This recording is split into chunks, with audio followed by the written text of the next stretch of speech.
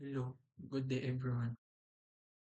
Today I will do a tutorial on how to install Laravel, explain the MVC architecture, and create a custom router, controller, and a blade template. Ang unang step ay ang pag-install ng PHP. O ang pag-check natin kung meron na po bang itong version o wala. Makikita po natin to sa command prompt. At type lang po natin ng PHP space -v. Makikita po natin dito na meron na po tayo na-install na PHP version which is 8.2.12. Next step naman po is to install Composer. Makikita po na kung wala pa naman po tayong Composer, makikita po natin to sa Laravel. Click lang po natin ito. Click lang po ang downloads. At click lang po natin to upang maka-install ng Composer. At kung meron naman na po, is balik po tayo sa command prompt at i-type po natin ang Composer. Makikita po natin dito na meron na po tayong na-install na Composer. Anong version nito is 2.7.8. Sunod naman po is to create a new Laravel project. Balik po tayo ulit sa laravel.com at ikakopy lang po natin ito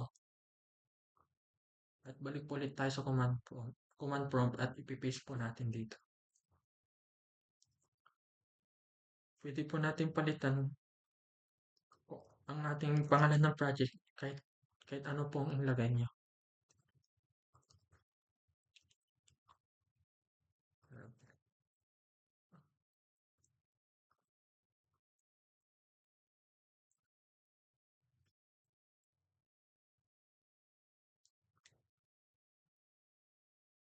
Medyo matagal lang po ang paggagawa ng ating project, Laravel project. Kaya hintayin lang po natin ito.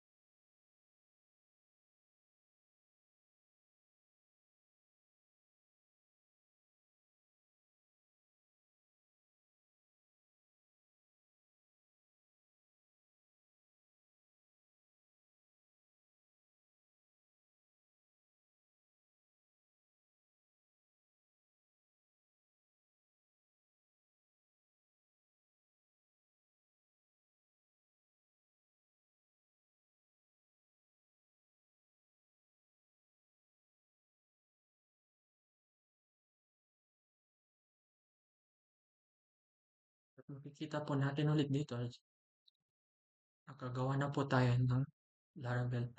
Nakagawa na po tayong pangalan ng Laravel project. Sunod na step naman po is ilalagay po natin ito, cd example-app at PHP artisan serve.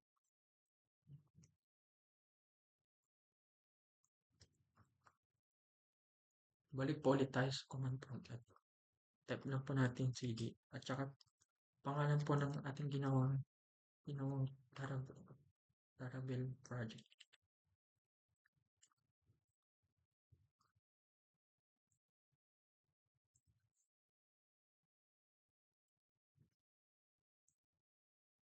PHP artisan serve.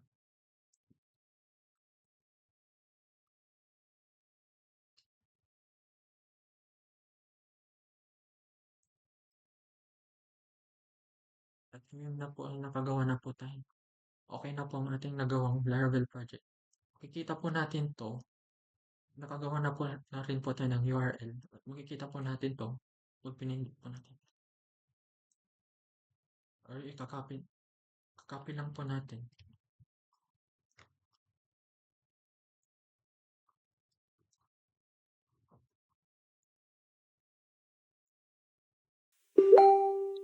At At dito po makikita na po natin, nakagawa na po tayo ng Laravel.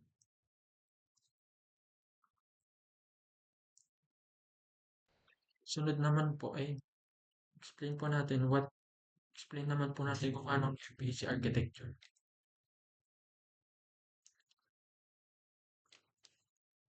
The Model View Controller or MVC architecture is a design pattern commonly used in software development, especially for web applications. It helps organize and structure code by separating it into three interconnected components: the model, the view, and the controller. Model. It, it represents the data and the business logic of the application. Ano pong role nito? It handles the data, whether it's stored in a database, coming from a web service, or even just in memory data. The model doesn't care about how the data is displayed. It just manages the data itself. Example, in a blogging app, the model might be a post that holds information like the title, content, author, and publication date. Next naman po ang view. The view is what the user interacts with. It's the user interface of the application. Role naman po ito is it displays the data from the model to the user in a specific format. The view only presents the data. It doesn't handle data processing. Example naman po, in our blogging app, the view could be an HTML page that displays a blog post title, content, and author. And lastly, controller. The controller acts as a bridge between the model and the view. It handles the user input like clicking a button or submitting a form, processes it, and then determines which view should be displayed. Example naman po is, if a user submits a new post, the controller would take the input data, tell the model to save it, and then update the view to show the new post.